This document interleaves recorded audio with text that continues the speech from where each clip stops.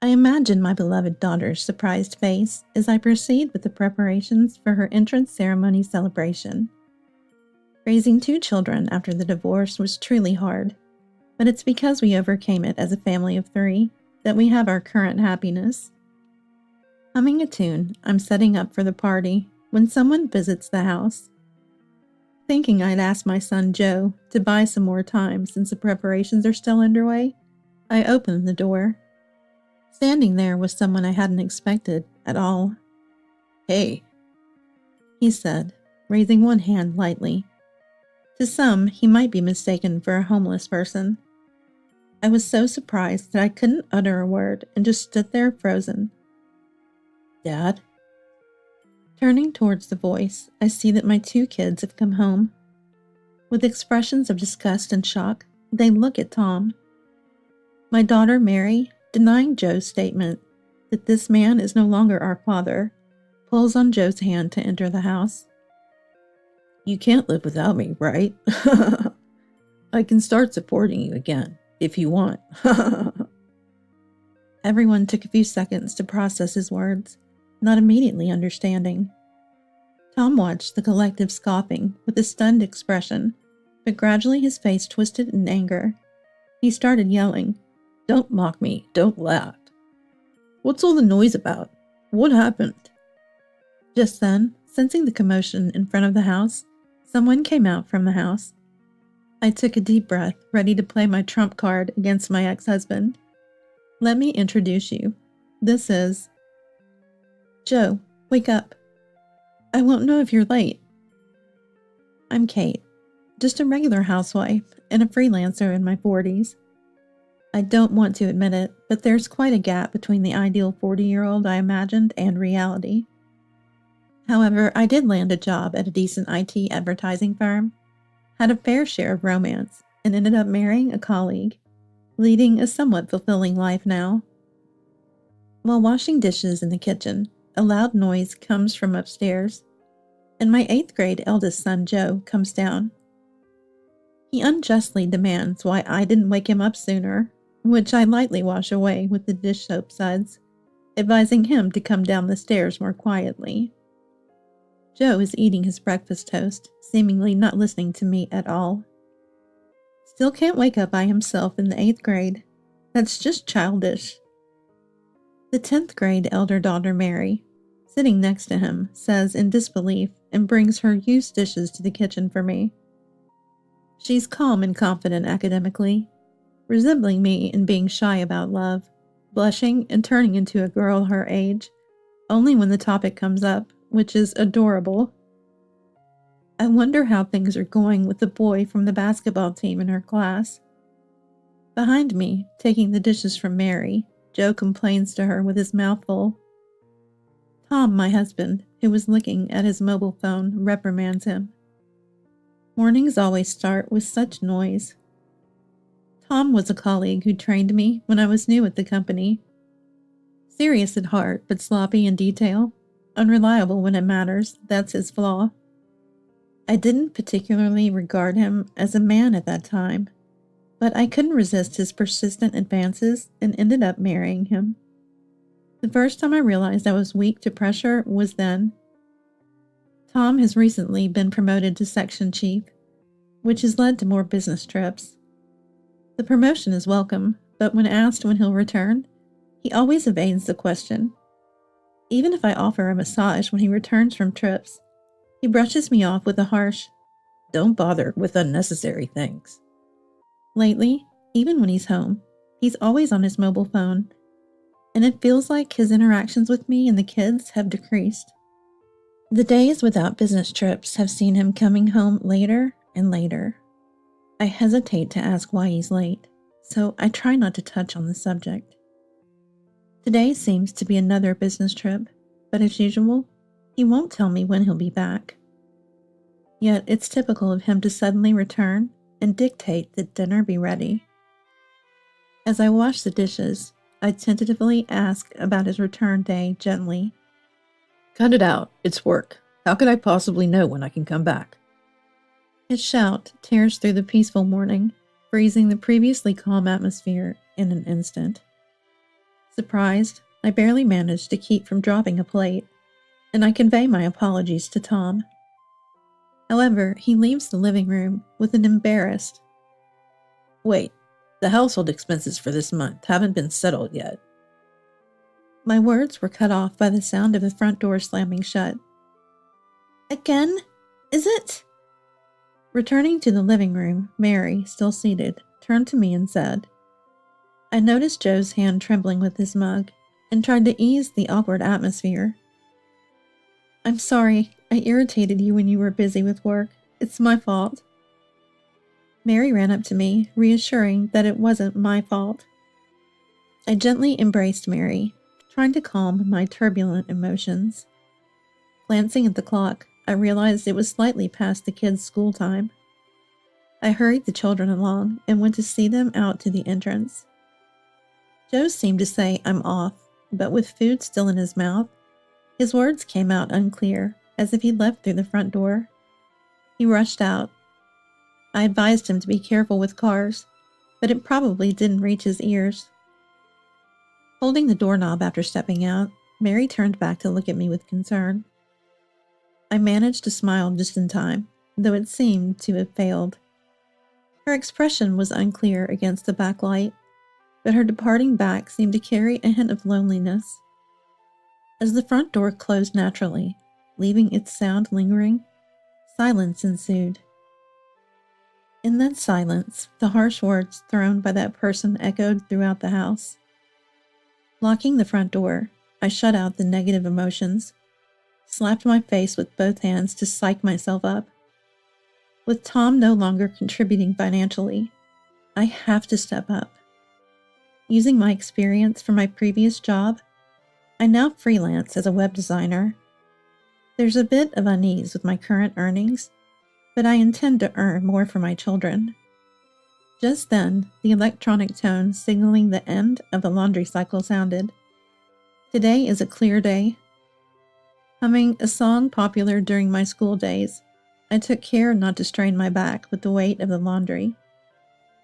Tom's business trips have become more frequent, and returning home before 11 p.m. has become rare. Even when I carefully ask about the reasons for his late returns, indirectly to not upset him, I'm dismissed with, "It's none of your business." Lately, his responses are either, "It's none of your business," a click of the tongue, or outright ignoring me. Well, there's also the bath, dinner, and beer. Tom's increasingly poor attitude day by day is shocking to me. Ignoring me, frozen in shock, he heads to the bathroom. It took me a moment to snap out of my daze, but I'm okay. I'm fine. What worries me the most right now is the household finances. I better not expect any financial support from Tom anymore. I still have some savings, but freelance income is unstable, and a crisis could happen at any time. Thinking to organize what I currently have, I checked the bank accounts I have. One is for receiving freelance payments and regular expenses. One is for the mortgage. The last one is for emergencies, for when there's absolutely nowhere else to turn. The regular use account still has money in it. For now, this isn't something to worry about. The mortgage account also has money, but thinking about the mortgage lasting almost 20 more years gives me a headache. I don't want to think about this now, so I stopped checking. And the third one, I rarely open it. So there shouldn't be any change in the balance. However, the last time I checked was years ago, so I've forgotten how much was left. I opened the banking app to check the balance. As I check, I notice recent withdrawals that I don't recognize, and they're for a large amount. The kids don't know about this account. What could this mean? It's odd for someone to steal just a portion of the money from an account. After pondering for a while, the existence of a certain man crosses my mind. A dull headache incomparable to earlier gnaws at my heart and body. It's rare for Tom to come home while it's still bright outside. While paying attention to the doneness of the meat, I think, it's fine when Tom is just lazily watching TV. But come dinner, It's inevitable he'll start complaining about the soup being too bland or the meat being too simple. Until recently, the only times I didn't have to worry were while cooking and when in the bathroom, but now it's just depressing. I'm thinking about asking him about the emergency fund being withdrawn, but it's hard to bring it up. The kids are holed up in their rooms until dinner is ready, so this might be my chance, but I'm unsure how to start. While I'm pondering, Tom grabs a magazine and heads to the bathroom. I'm torn between regretting missing this precious opportunity and feeling relieved that I don't have to ask about the money now. Noticing his mobile phone left on the table, it vibrates, displaying the sender's name on the screen just as I see it. Knowing Tom takes his time when he goes to the bathroom with a magazine, he won't be back for a while. Hesitantly, I move closer to the table to peek at the phone screen. When I see an unknown woman's name, my heart skips a beat. Then my heart starts racing, and my hands move on their own uncontrollably. Peeking at the screen, I catch a glimpse of a message that just came in. Then I hear footsteps approaching from the hallway. Quickly, I put the phone back exactly as it was on the table. Mom, is dinner not ready yet? I tell Joe it will be ready soon and urge him to sit at the table. Tonight will not be easy. Complaints won't be the end of it. Sighing, I grab the blackened meat with tongs. That night, after everyone was asleep, I set myself on a secret mission. The message I saw earlier wouldn't leave my mind. A feeling that I have a duty to investigate further is my only motivation now. My hands and feet are slightly trembling. I decide to sneak out to the hallway from my room. Naturally, Tom and I are sleeping in separate rooms now. As long as I can hear Tom snoring from his room, he seems to be sleeping deeply. My effort to offer him beer at dinner paid off. I tiptoe down the hallway and slowly turn the doorknob, cringing at the smell of alcohol from the room. Bending over makes me feel like I might fall over without support. Reluctantly breathing through my mouth, I quietly approach the bed. The mobile phone charger cable stretches from a socket near the floor to the bedside. Luckily, Tom is lying facing away from where the phone is, but pulling out the charger cable will light up the phone screen. I grab the cable, pull it toward the edge of the bed, and then press the phone against my chest as I unplug it. I feel like I'm not alive anymore. After confirming the phone screen is off, I quickly return to my room. Tears are streaming down my face, which I wipe with the sleeve of my pajamas. Turning on the phone and unlocking it, there seems to be no new messages. I open the messaging app and look at the messages from the woman named earlier. Hawaii was so much fun. With Emma, anywhere's fun for me. Where to next?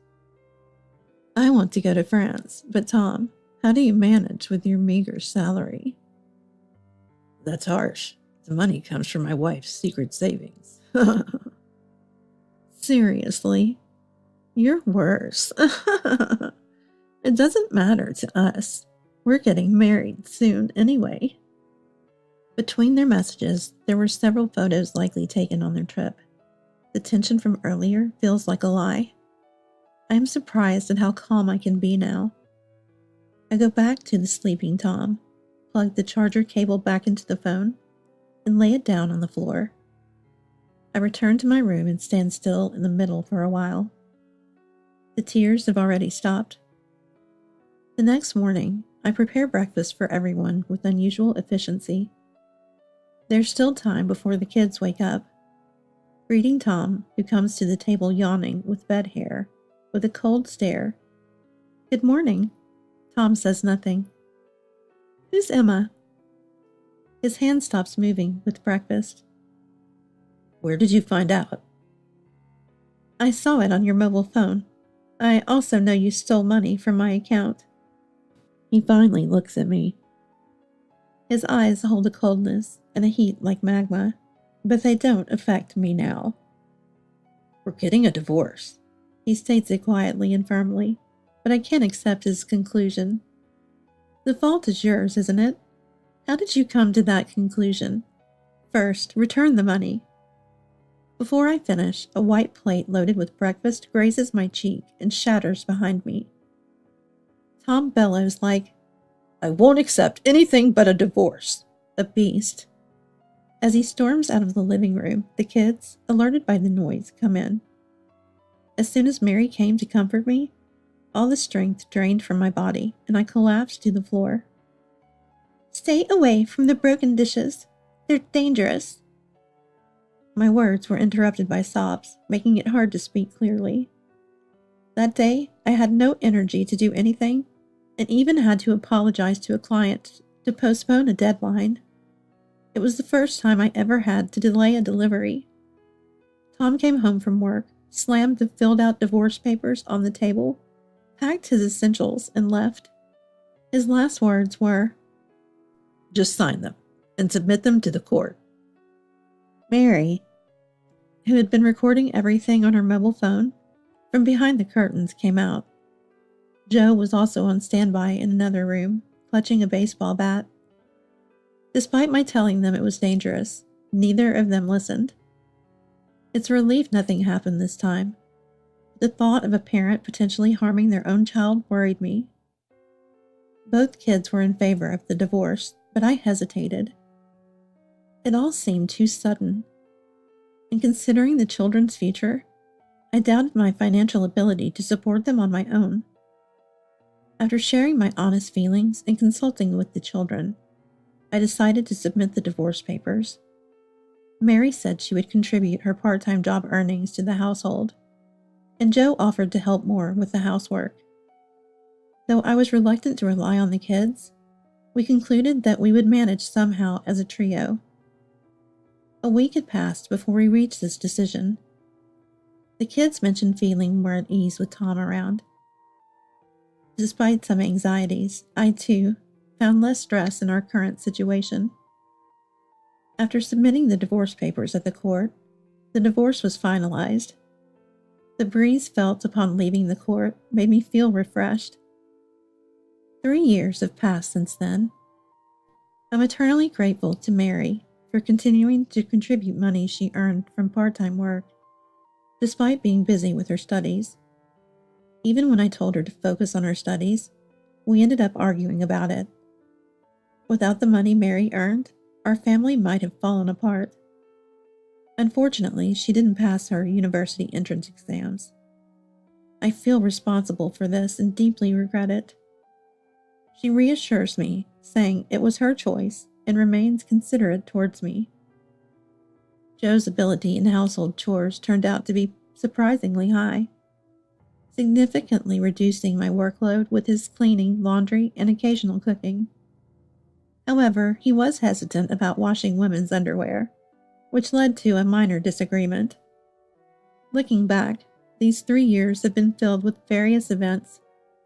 Life after the divorce was harder than before, but we managed to overcome many difficulties as a family of 3. While preparing a special feast for Mary, I reminisce about everything that has happened over these 3 years. Today, we're planning a small family party to celebrate Mary's acceptance into medical school. She might not like it, but I intend to celebrate her acceptance into a prestigious university and express my gratitude. With Joe's help to take Mary out, I plan to surprise her with the party preparations and make her return home a memorable one. Humming naturally escapes my lips as I arrange the dishes on the table.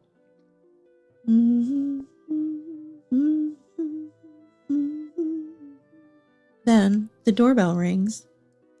Ding dong. Could the kids have returned already? Hoping to buy some more time with Joe's help, I open the door, only to find an unexpected figure standing there. Hey, He said, raising one hand lightly. His hair was messy and dyed a bright color, and his clothes mismatched, giving off a vagrant-like appearance. I was so surprised I couldn't speak and just stood there frozen. Dad? Turning towards the voice, I see both kids have returned home. They looked at Tom with disgust and shock. Mary, declaring that this man was no longer their father, pulled Joe's hand to enter the house. You can't live without me, right? I could start supporting you again if I want to. It took a few seconds for everyone to process his words. Tom watched our scoffing with a stunned expression, which gradually twisted into anger. While he yelled, "Don't mock me. Don't laugh." Our attitude towards him didn't change. What's all the noise? What happened? Hearing the commotion outside, a man came out from the house. Who are you? I took a deep breath, straightened my posture, and said firmly, "Let me introduce you. This is Bob, my husband." Hello, Tom. I'm Bob. It's nice to meet you. I've heard a lot about you. I hadn't told anyone Tom's name yet. We all looked at Bob with curiosity, wondering what he was going to say next. Sensing our gaze, he offered a professional smile and exclaimed calmly, "Bob is the president of a major client company where Tom is currently employed. It seems Tom and Bob know each other, but Tom has no recollection of it. During the contract renewal process, the responsibility was suddenly shifted from Tom to another person. Was there a reason for that?" After that comment, Tom's face quickly drained of color, turning pale. Finally remembering who Bob was, it seemed Tom realized something. I imagined he must have been removed from his position due to some scandal. Shut up. This is outright cheating. I haven't divorced her. And this house is mine, so I'm moving back in. I explained to him, like to a whining cat, that our divorce was legally finalized, so this couldn't be considered cheating. When I mentioned that the nameplate on the house had been changed as well, sweat trickled down Tom's temple. Alimony then. You cheated, so you should pay alimony. I countered that he should be the one to pay. I have photos of messages from Emma 3 years ago saved on my mobile phone. I also confronted him with the proof that he had unauthorized withdrawals from my account, demanding a total repayment of $20,000. The emergency account originally had $40,000 in it, inheritance from my deceased parents. He squandered half of that previous money on fleeting pleasures. Desperate to find a way out, he eventually agreed to pay the alimony and repay the $20,000. Relieved that we settled the matter, we congratulated each other. "I received this month's alimony, thank you." After counting the money, I put it in an envelope and took a sip of my coffee. I wondered how many more times we'd meet like this in the cafe to receive the alimony. Staring into my cup, I got lost in thought. Since that incident, Tom's life has been significantly shaken up. The $20,000 repayment was made promptly, but considering his financial ability, the alimony payments were arranged to be made in installments. Tom is now juggling jobs as a security guard and a cleaner. Bob decided to cease all business with the company Tom worked for at the time, cutting off any future interactions. I objected, saying that was too harsh, but Bob, with a businesslike smile, insisted Tom should be happy it was settled out of court. It was the first time I found Bob's smile frightening. As expected, losing a major client led to Tom being fired, and he's been struggling to make ends meet while paying the alimony. He looks worn out, his complexion poor, always wearing the same clothes. "So her, Emma was it? What's she doing now?" Tom asked with a sarcastic laugh, complaining about already being divorced. According to him, Emma racked up a large debt and then disappeared, leaving Tom as her guarantor, responsible for the repayment on top of my alimony. Despite his unfortunate situation, I wonder if it's too late to feel sympathy for Tom. When Tom asked about the kids, I briefly shared their updates. Mary is excelling at medical school, attracting a bit of attention. though her strong personality seems to have made her quite a few enemies. After the divorce saga, Joe has been studying hard to become a lawyer, specializing in infidelity cases. Seeing him being bossed around by his sister makes him seem a bit unreliable, but I have high hopes he'll become a great lawyer. Even without me, the kids have grown up well, he remarked, realizing his cup was empty after taking a sip, then placed it back on the saucer. That's true, but if I hadn't married you, I might never have met Bob, so I'm a little grateful for that. Maybe you should be more grateful. Don't get ahead of yourself. Tom's habit of touching his left earlobe when embarrassed is something I've seen countless times since we first started dating. When he was late for our date, when he dropped all the popcorn on the ground, when he slid the engagement ring onto my finger. I tried to sever those beautiful memories from the past and moved towards the cashier with the bill in hand. Tom insisted on paying for his part, but I quickly settled the bill with a tap of my card before he could say anything more. We parted ways in front of the cafe, and I checked the time for my gynecologist appointment. Even a leisurely walk from here would get me there with time to spare. When I announced that I was pregnant with Bob's baby, both of our kids fainted from shock right then and there. Afterwards, Mary explained the risks associated with late pregnancy and then proceeded to list everything needed for the birth, preparing meticulously. Joe had a vague reaction at first, but eventually managed to say congratulations. It seemed he was still struggling to accept the sudden news. Bob suggested that I should quit freelancing and focus on recovery, which was reasonable, but I loved my job and wanted to continue. I half forced him to agree, insisting I wanted to work until the baby was due. On my way to the gynecologist, I passed a family with children. The girl was being carried on her father's shoulders, laughing joyously. The mother pushed a stroller with a baby in it, looking up happily at her husband and daughter.